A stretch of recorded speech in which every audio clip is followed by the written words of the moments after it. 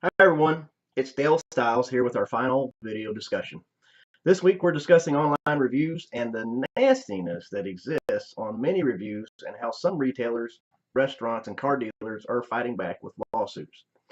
First off, I want to touch on some things that Professor Chapman mentioned about speech online by normal people.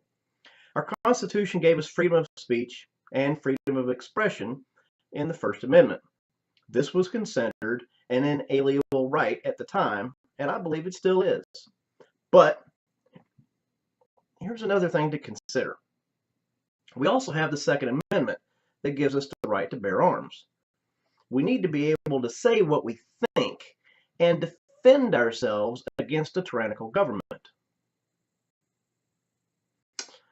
In today's world, we almost have to ask ourselves, some 200 years later, if this includes nasty comments on the internet and our use of guns to commit acts of terror against school kids. In answering this question, we sort of nudge and tip the boulder that sits on top of a very large mountain.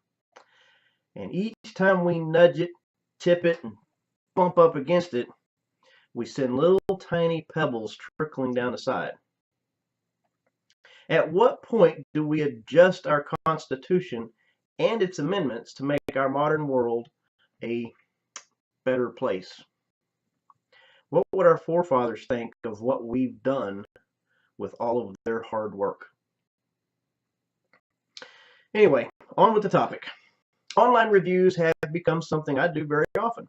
I look at reviews for almost everything that's over $100. I want to make sure I'm spending my money wisely, that I'm being a good steward with what God gave me. Every dollar I earn is a gift from God. My motorcycle, my truck, my house, it all belongs to God. I'm just using it. And the more I use His gifts for His service, the more He will trust me with bigger responsibilities. Luke 16:10 says, "Whoever can be trusted with very little can also be trusted with very much. And whoever is dishonest with very little will also be dishonest with much." So I read the reviews, but I do so with a grain of salt. I'm looking for the good and the bad. I expect there to be some negative comments and some positive comments. I think that with that balance, there's a level of honesty there. However, I usually discredit folks that are jumping up and down happy about a hamburger and fries at McDonald's. I mean, if I eat anything in McDonald's, it's because I've ran out of options or I'm traveling with someone and that's pretty much the only thing we have to eat. On the same token, anyone that's blatantly rotten about any sort of product, I dismiss that review as well, because unless it's an outright scam where you should call the authorities to protect you, nothing is really that bad. And I've had some really bad experiences at several places through the years. There have been times I would assume the review was written by a competitor because of the speech that's either hinting at or boldly proclaiming that the business is dishonest in some sort of fashion. I truly believe that these businesses do have a right to defend themselves against those who are posting false reviews. I've seen plenty of them making counter remarks. Some of those counter remarks let me know that the manager probably deserved the bad review they got. And there's others that make me laugh because they fire back in a way that really makes me feel like they got themselves a small piece of justice. Just a small one. Not by being nasty, but by telling their version of the story where the customer was causing trouble from the moment they walked in the door, asked for discounts that didn't exist, were nasty to the staff, and threw a fit when they didn't get their way. They got a little piece of justice. I almost want to drive over to those businesses, ask for the manager, tell them why I'm there, and give them a great big high five. Even if they run a business that I don't typically visit. I don't think that these businesses have to sit and just accept people being nasty to them.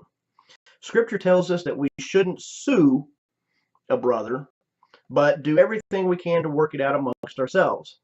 However, what if the person we're dealing with is not our brother and I should probably say brethren because that's more gender neutral, and they gave us a product that wasn't worth what we paid for and won't deal with us.